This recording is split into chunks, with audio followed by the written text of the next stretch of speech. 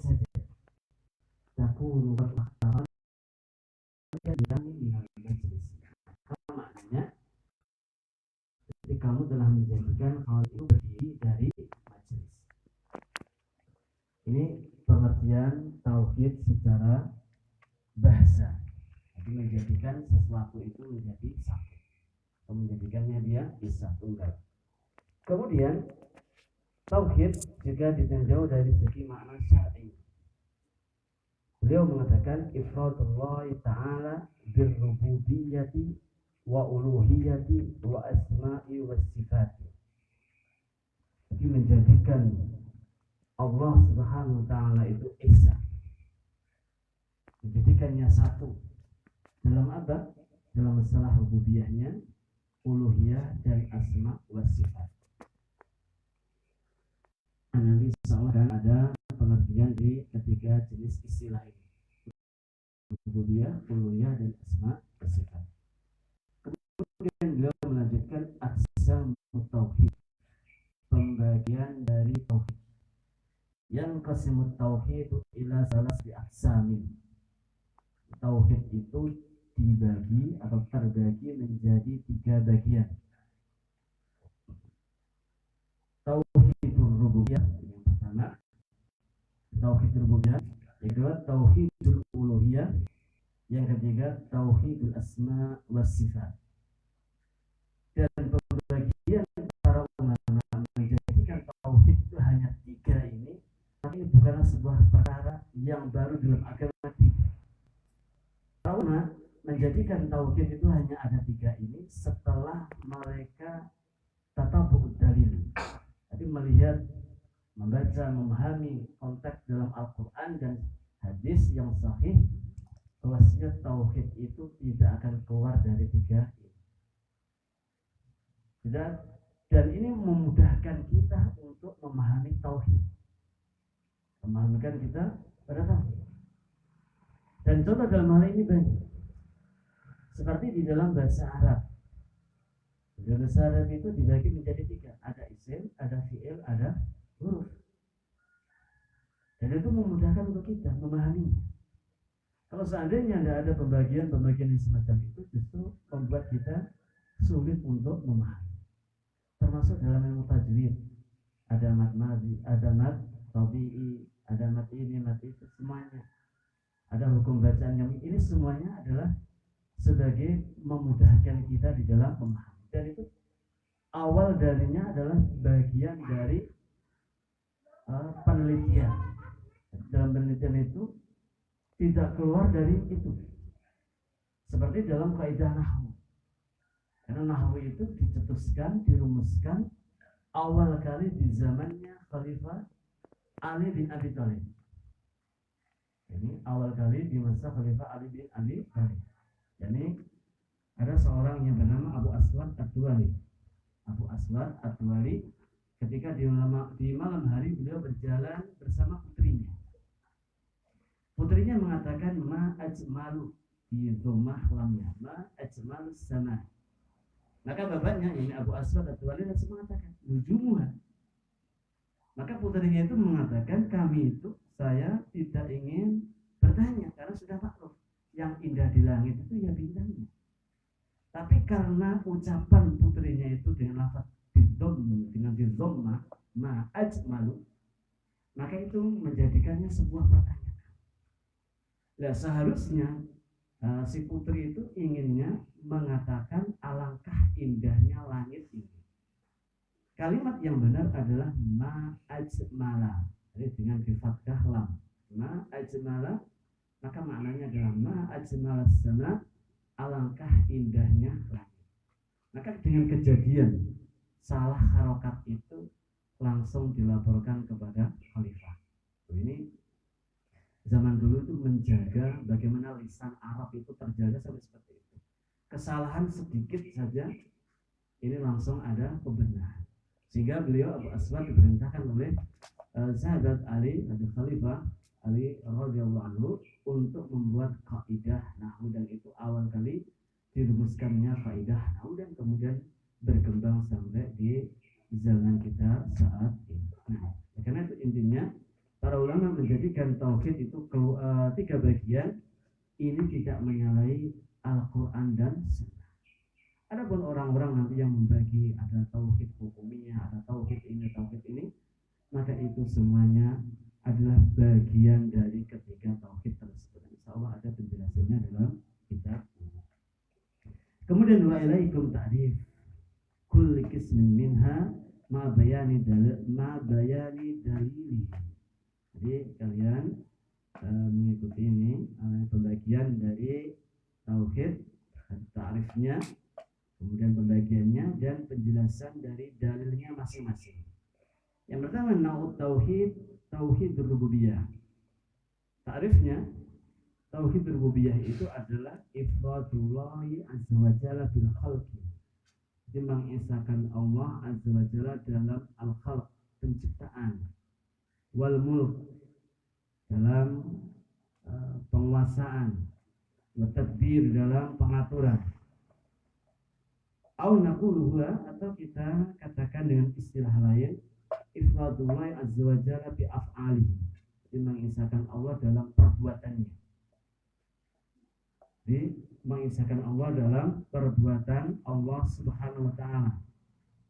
Amsilatun ala af'ali, contoh dari perbuatannya Allah, al-khalqu, mencipta, waris, memberi rezeki, wal ihya, menghidupkan, wal imatah, mematikan, wa inzalul matar, menurunkan hujan, wa inbatus sajar, menumbuhkan pohon-pohon, wa ghairi dzalika, dan selain dari itu semua yang menunjukkan perbuatan Allah Subhanahu wa taala. Maka ini disebut dengan tauhid rububiyah. Dalil dalam masalah ini beliau menyebutkan ala lawil khalqu wal amr. Ketahuilah milik Allah mencipta dan memerintahkan. Yang mencipta dan memerintahkan itu adalah Allah Subhanahu wa taala. Kemudian dalil yang kedua, walillahi mulkus samawati wal ardh. Ini hanya milik Allah kerajaan langit dan bumi. Kemudian dalil yang berikutnya, qul may yarzuqukum minas sama'i wal ardh. Dikatakan oleh Muhammad, siapa yang memberi rezeki kalian dari langit dan dari bumi? Amay yamliku sama, siapa yang memiliki pendengaran, wal absar, penglihatan.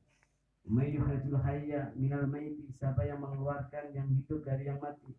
Wa yukhrijul maita minal hayy, yang mengeluarkan yang mati dari yang hidup.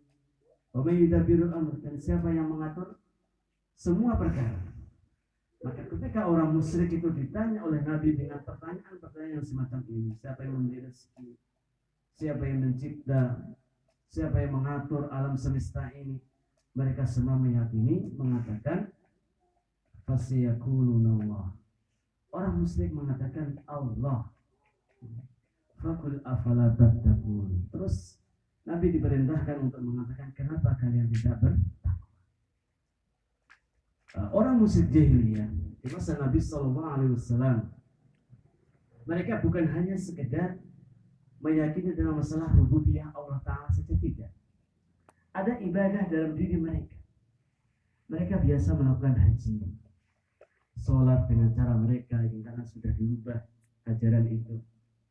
Demikian juga silaturahmi, demikian juga mandi junub, mandi ketika habis bagi wanita selesai haidnya. Ini semuanya termasuk sedekah. Perkara-perkara bagian dari pengamalan yang dilakukan oleh orang-orang musyrik jahiliyah. Lantas kenapa mereka dikatakan kufur, tidak mengantarkan kepada mereka keislaman, keimanan kepada mereka? Karena mereka menjadikan antara diri mereka dengan Allah adanya perantara. Ketika mereka berdoa, beribadah, menjadikannya ada perantara selain Allah Subhanahu wa taala. Sebagaimana ucapannya orang musyrik ini, Allah berikan dalam surat Az-Zumar pada ayat yang ketiga, "Ma na'buduhum illa liqarribuna ila Allahi zulfa." Jadi tidaklah, kata orang musyrik itu, kami beribadah kepada mereka, jadi kepada patung-patung, berhala-berhala yang mereka buat-buat itu, kecuali tidak lain agar mereka itu bisa mendekatkan diri kami dengan Allah dengan sedekat-dekatnya. Inilah kesalahan mereka yang menjadikan kesalahan itu fatal, menjadikan mereka tidak masuk dalam keimanan, keislaman yang mana mereka diperangi oleh Allah dan Rasulnya dan para sahabat yang mengikuti Nabi Sallallahu Alaihi Wasallam. Kemudian jenis tauhid yang kedua, tauhidul uluhiyah, wa yusamma tauhid ibadah. Tauhid uluhiyah atau dengan istilah lain adalah tauhid ibadah. Huwa ifradullah azza wa jalla bi af'al ibad. Adalah mengesahkan Allah azza wa jalla dalam perbuatan hamba. Jadi seorang hamba dalam melakukan ibadah ini hanya ditujukan kepada Allah Subhanahu wa taala. Ini yang dimaksud dengan tauhid uluhiyah. Amsilatun contohnya kasolati, seperti salat, wasyami puasa, wal haji haji, wat tawakul tawakal, wal nadar dan nadar, wal khauf wal roja wal mahabbah. Ada khauf, ada roja, ada mahabbah, dan yang selain dari itu. Jadi orang musyrik Quraisy pun juga dulu biasa nadar, biasa melakukan i'tikaf di Masjidil Haram sebelum datang Islam. Sebagaimana dalam riwayat Umar bin Khattab radhiyallahu anhu pernah menanyakan kepada Nabi tentang peristiwa nadarnya i'tikaf di Masjidil Haram sebelum dia kenal Islam. Maka Nabi SAW pun juga memerintahkan untuk menunaikan nadar, karena nadar di masjid adalah sebuah perkara yang sebuah ibadah dan tidak ada unsur kesyirikan. Maka beliau pun memerintahkan untuk menunaikan nadar tersebut. Dalil dalam masalah ini diantaranya disebutkan oleh beliau, wa ma khalaqtul jinna wal insa illa liya'budun. Jadi tidaklah aku menciptakan jin dan manusia kecuali untuk beribadah kepadaku. Sahabat Abdullah bin Abbas yang belajar langsung tafsir kepada Nabi SAW, bahkan dalam riwayat disebutkan beliau khatam sampai 2 kali dalam belajar tafsir itu, dan tidaklah dalam setiap ayat beliau pasti berhenti dan menanyakan tentang makna ayat tersebut, jika sampai beliau itu dijuluki dengan turjamul Quran, ahli tafsir dalam Al-Quran. Dari kalangan sahabat adalah Abdullah ibnu Abbas radhiyallahu anhu. Beliau menjelaskan makna liya'budun adalah liwahidun. Liya'budun maknanya adalah liwahidun, mengesah, beribadah kepadaku, yakni adalah mengesahkan, mentauhidkan. Tapi tidaklah Allah itu menciptakan jin dan manusia, tujuan utamanya tidak lain adalah agar manusia dan jin itu menjadikan Allah itu dalam setiap ibadahnya tauhid, murni ibadahnya kepada Allah Subhanahu wa taala. Kemudian dalil berikutnya, wa'budullaha wa la tusyriku bihi syai'an. Sembahlah Allah dan jangan berbuat syirik kepadanya sesuatu pun, baik yang besar maupun syirik yang kecil. Oleh karena itu, syai'an ini sifatnya nakirah, sifatnya umum. Maka setiap ada sebuah kalimat seperti syai'an nakirah ini, kok sebelumnya didahului dengan nafi ataupun nahi, ada nahi, larangan, maka bil faedah sifatnya adalah umum. Wala tusyriku bi syai'an. Jadi jangan kamu melakukan kesyirikan sesuatu pun. Sesuatu yang bagaimana? Umum, baik besar maupun syirik yang kecil. Apapun jenisnya, maka tidak disebutkan syirik yang ini, syirik ini, tidak. Jadi semua sesuatu yang ada hubungannya dengan kesyirikan, maka itu terlarang. Kemudian dalil berikutnya, wa ma arsalna min qablika bir rasulin illa nuhi ilaihi annahu la ilaha illa ana fa'budun. Jadi tidaklah kami mengutus sebelummu dari seorang utusan kecuali diwahyukan kepadanya bahwasanya tidak ada sesembahan yang hak kecuali aku, ini Allah Subhanahu wa taala, maka sembahlah aku. Kemudian yang berikutnya jenis tauhid, tauhidul asma wa sifat. Huwa an yusafa Allah bima wasafa bi nafsihi. Mensifati Allah dengan apa yang Allah mensifati pada dirinya, wa bima wasafahu bihi Rasulullah sallallahu alaihi wasallam, dan yang Nabi telah mensifati untuk Allah. Jadi ketika memberikan nama ataupun sifat untuk Allah bagi Allah Ta'ala, maka landasannya adalah ketika Allah itu mensifati atau memberikan nama pada dirinya sebagaimana dalam Al-Quran, atau ketika memberikan sifat seperti itu. Demikian juga atau yang Nabi SAW jelaskan dalam hadis yang sahih, ketika beliau menjelaskan ini adalah nama atau sifat Allah, maka menentukan nama dan sifat itu dengan dua hal tersebut.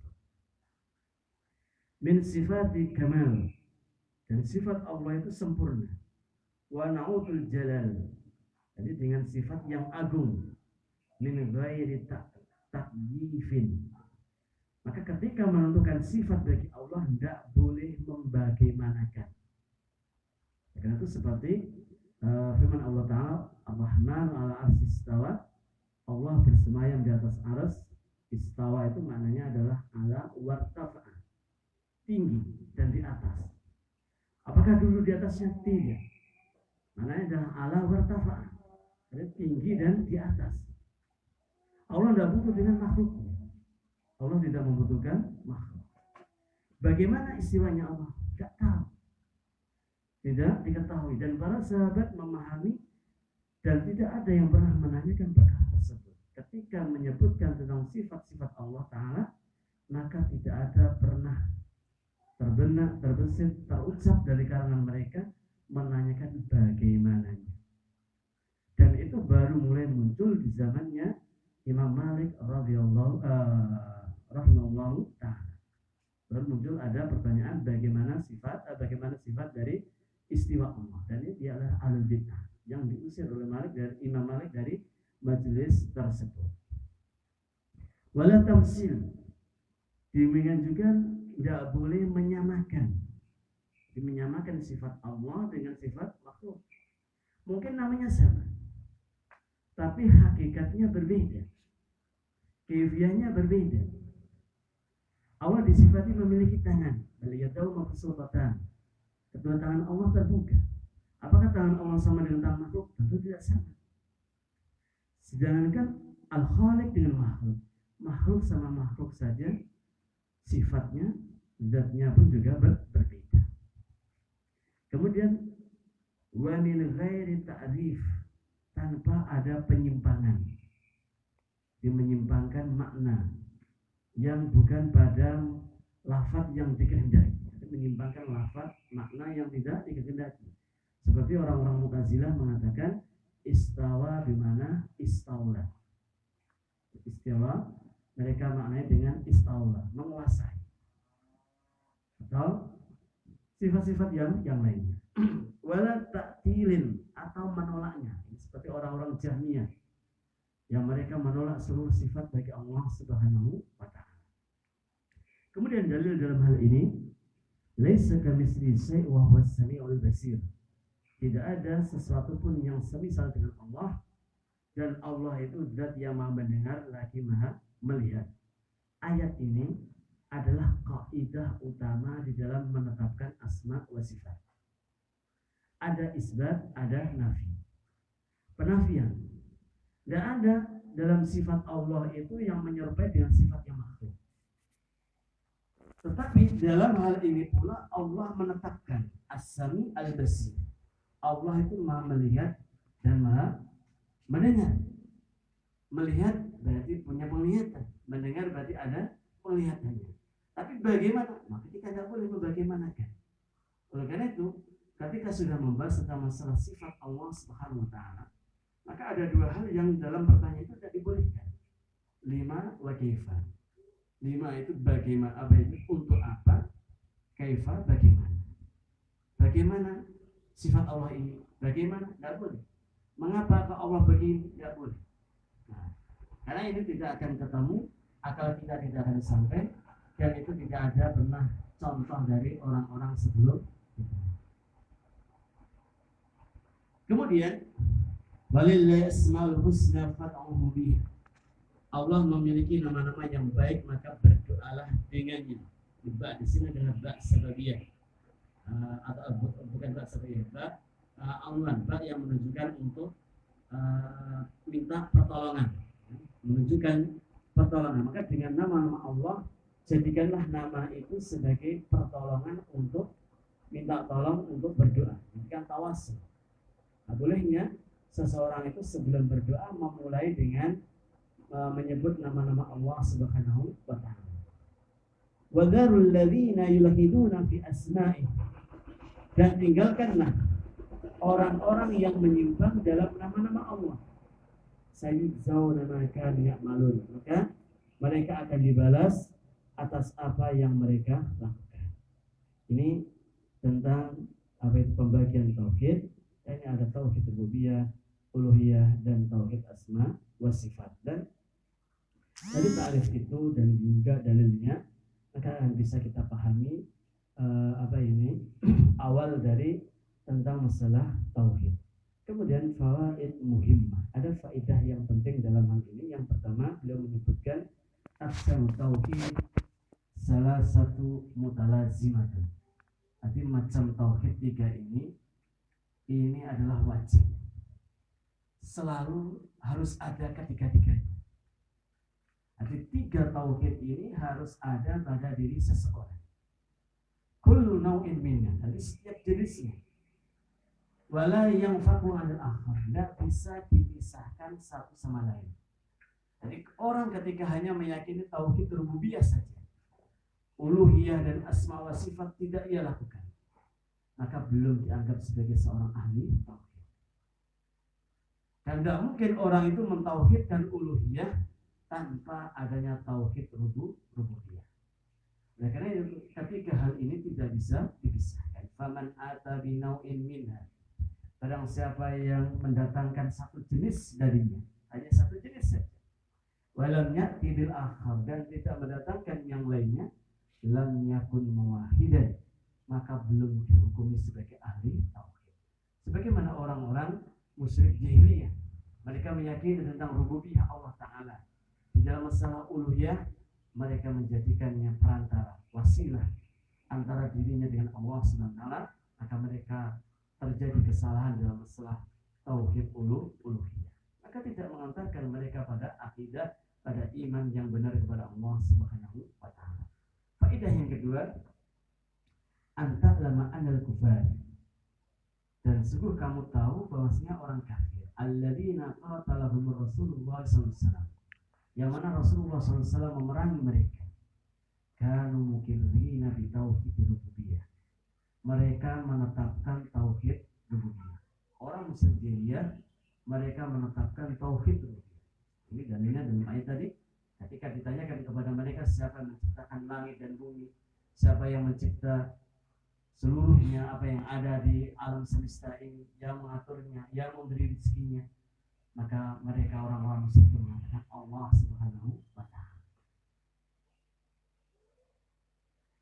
Wahum ya'tarifuna bi anna Allah huwal khaliqur raziq. Mereka meyakini bahwasanya Allah itu adalah yang mencipta, Allah yang memberi rezeki, wal muhyi yang menghidupkan, wal mumit yang mematikan, an-nafi ad-dhar yang bisa memberi manfaat atau menolak mudarat, alladzi yudabbiru jami'al umur yang mengatur seluruh perkara. Wa ma adkhalahum dzalika fil Islam, tidaklah menyebabkan mereka itu masuk dalam Islam. Allah tidak memasukkan mereka dalam Islam. Wa dalilu qaul ta'ala, dalilnya qul may yarzuqukum minas sama'i wal ard, katakan siapa yang memberikan rezeki kepada kalian dari langit dan dari bumi. Al-yamliku sam'a wal absar, siapa yang memiliki pendengaran dan penglihatan. Wa may yursil hayya minal mayyit, siapa yang mengeluarkan yang hidup dari yang mati. Wa yukhrijul mayyita minal hayy, mengeluarkan yang mati dari yang hidup. Wa may yudabbirul amr, siapa yang mengurusi perkara. Fasayaquluna Allah, maka mereka mengatakan Allah. Mereka mengatakan Allah. Faqul afala tattaqun, maka katakan kepada mereka, kenapa kalian tidak bertakwa?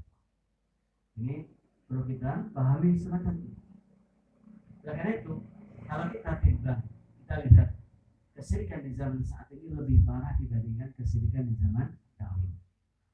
Di zaman dahulu kesyirikan terjadi hanya pada pengagungan kepada orang saleh, menjadikan orang saleh itu sebagai wasilah tawasul kepada Allah Subhanahu wa taala dalam doa-doa mereka. Adapun di zaman saat ini kita bisa melihat mereka syirik dalam masalah rububiyah, banyak minta rezeki kepada selain Allah, mungkin kepada penguasa pantai selatan atau ke tempat-tempat yang dikeramatkan. Mereka mendatangi dan memuji-mujinya, bahkan mungkin berkorban, bernazar untuk mereka. Nah, karena itu beban atau tugas kita di dalam berdakwah, di dalam kita mempelajari tauhid ini, maka adalah sebuah beban yang berat, dan ketika kita mau ikhlas, maka tentunya pahala yang besar di sisi Allah Subhanahu wa taala. Faedah yang ketiga, kata beliau, tauhidul uluhiyah. Tauhid uluhiyah itu huwa maudhu' da'wati rasul, inti dari dakwahnya para utusan Allah. Li'anna asasul ladzi tubna 'alaihi jami'ul a'mal. Karena tauhid uluhiyah ini adalah sebagai pondasi dibangunnya seluruh amal, seluruh ibadah, seluruh amal itu harus dibangun di atas akidah yang benar, di atas tauhid uluhiyah. Wabiduni tahqiqi, maka ketika tidak diwujudkan tauhid uluhiyah ini, tanpa adanya perwujudan tauhid uluhiyah, la tasihu jami'ul amal, maka tidak akan sah seluruh amal. Sebuah ibadah, sebuah amal ketika tidak dibangun di atas tauhid uluhiyah, maka amal itu akan tertolak. Fa innahu idza lam yatahaqqaq, maka jika tidak mewujudkan tauhid uluhiyah, hasala dzikruhu wa huwa asyirku, maka yang diperoleh adalah lawan dari tauhid, yakni adalah kesyirikan.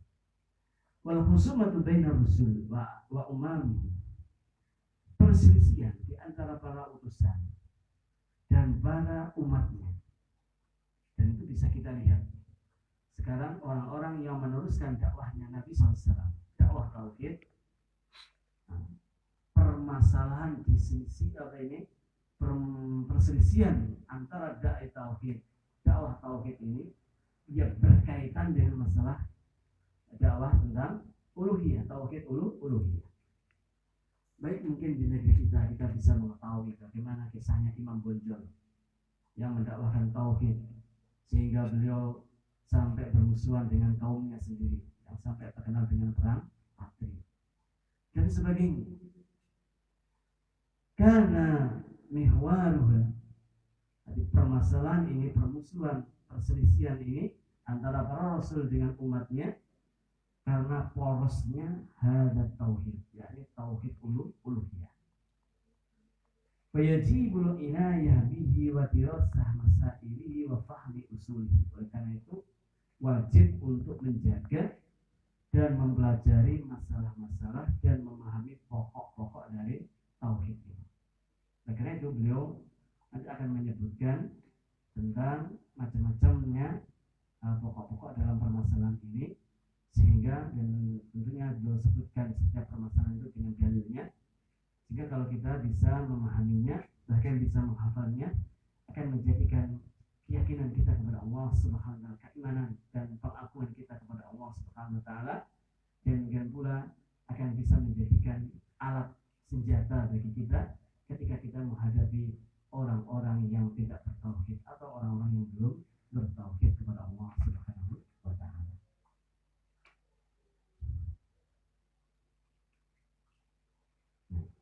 Lainnya dilanjutkan, monggo tuan rumah. Jam pinten nih? Masih 5:20. Insyaallah pekan depan saja, bulan depan. Bab berikutnya tentang penting dan keutamaan dari tauhid. Ada beberapa poin disebutkan di sini. Secara garis besar, tauhid itu adalah perkara yang paling agung dalam rukun kali adalah syahadat la ilaha illallah. Ini sudah tahu tauhid. Nabi SAW ketika beliau di Mekah selama 13 tahun murni dakwahnya adalah dakwah tauhid. Kemudian ketika beliau di Madinah, beliau pun tidak meninggalkan tauhid. Bahkan 5 hari sebelum beliau wafat, beliau pun juga berpesan kepada sahabatnya yang hadir di situ, memberikan wasiat agar menjaga masalah akidah. Ini berkaitan dengan tidak menjadikan kuburannya orang soleh sebagai masjid. Jadi ini adalah perkara akidah. Demikian juga tauhid adalah perkara yang paling penting dan kewajiban yang paling wajibnya, yang mesti harus ditunaikan. Kemudian tauhid itu menyebabkan sebab akan datangnya rasa aman ketika nanti di alam barzakh ataupun ketika di mahsyar. Nah, ini faedah dari orang yang ahli tauhid. Dan ahli tauhid adalah pasti akan masuk surga. Apapun amalnya, ahli tauhid pasti masuk surga. Kalau seandainya dia memiliki dosa, kalau Allah mengampuni dengan sebab tauhidnya, maka kehendak Allah Subhanahu wa taala. Tapi kalau seandainya Allah tidak mengampuni, maka dia akan disiksa dan tidak akan kekal di dalam neraka. Pasti akan dikeluarkan dan akan masuk ke dalam surganya Allah Subhanahu wa taala. Dan ada faedah-faedah yang lain tentunya, dan insyaallah akan